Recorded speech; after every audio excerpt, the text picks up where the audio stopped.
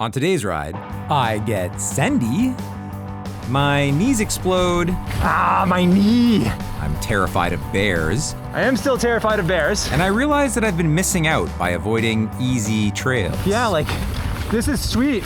If I'm being honest, I'm not good at jumping. I'm sure there will be many a case. I'm not bad either, but I'm not particularly comfortable with the high speeds and airtime involved in clearing most black bike park jump lines.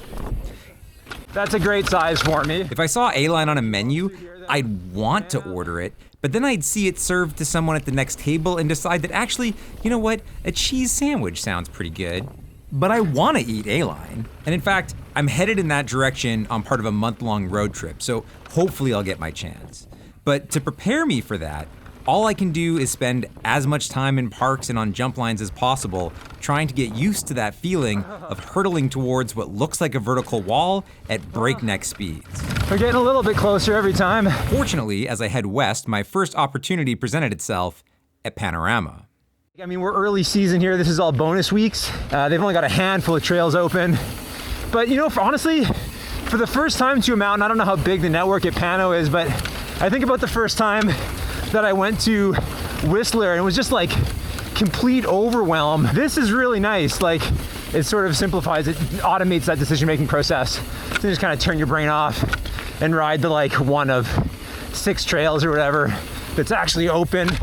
There were only 2 jump lines open. A blue line, Mercy Me Jumps, that connects into a black line, Hell's Bells. The only catch?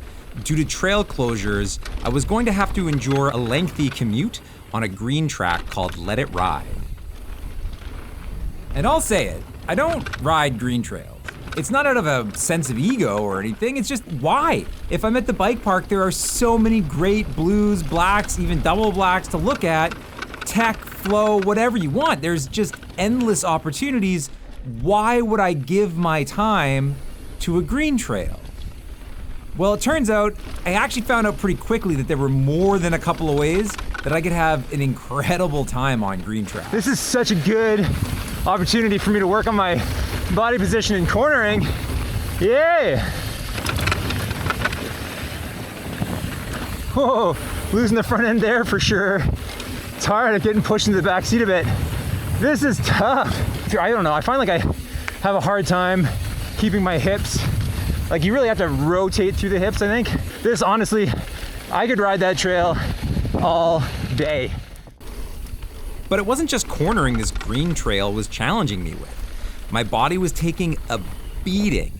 Higher speed compressions into berms or rollers were firing up my lower body in new and terrifying ways. It is extremely good for like muscular endurance, man, honestly. Trying to just keep going and pushing, it's no easy task. My glutes, my hams, my quads, they're all barking. Yo. Like, I know that I don't have bike park fitness, but trying to keep it top to bottom on this track while pumping was an unbelievable muscular endurance workout.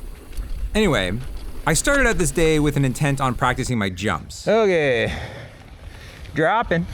And fortunately, after each lap of this stupid little nuisance green trail, I got to blast some jumps. A little reward for the effort I'd been putting into my cornering and endurance. But at the end of the day, while I started out with a plan to focus on jumps, I probably saw more of an improvement to my cornering and speed than I did my jumping. I don't really want to do Hell's Bells again. I don't need to case that many jumps. You know, I don't want to practice failure. I certainly have not been riding on the edge of my control today. This has been a very comfortable day. I'm certainly going fast. Well, I don't know, I feel like I'm going fast for me. I've been really happy actually with my pace today. I'm not gonna say that I left the park a completely different rider. It was only one day. But I can say that knowing where my weaknesses are and having the desire to improve upon them means that I'll be a lot more willing to check out more green and soft blue trails in the future.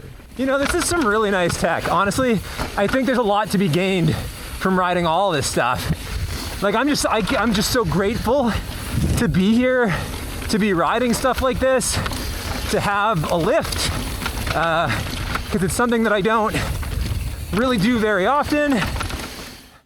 It turns out that if you're looking for challenge, you really don't have to look very far regardless of the track that you're on.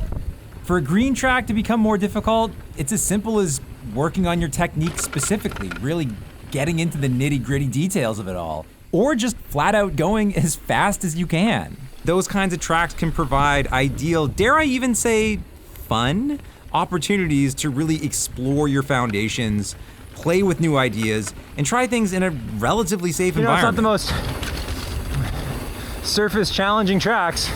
This is something that I haven't had a chance to ride a lot of, and I'm really enjoying it. Yoo!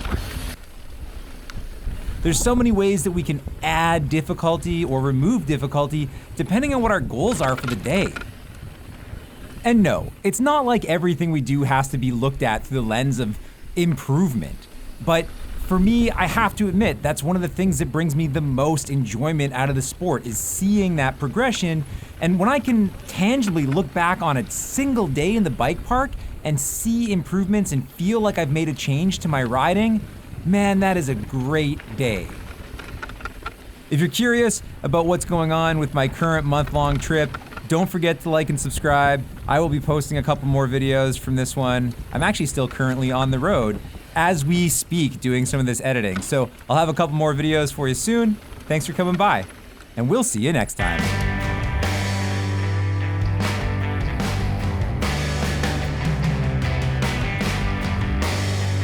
Those little inside lines, oh, they're great.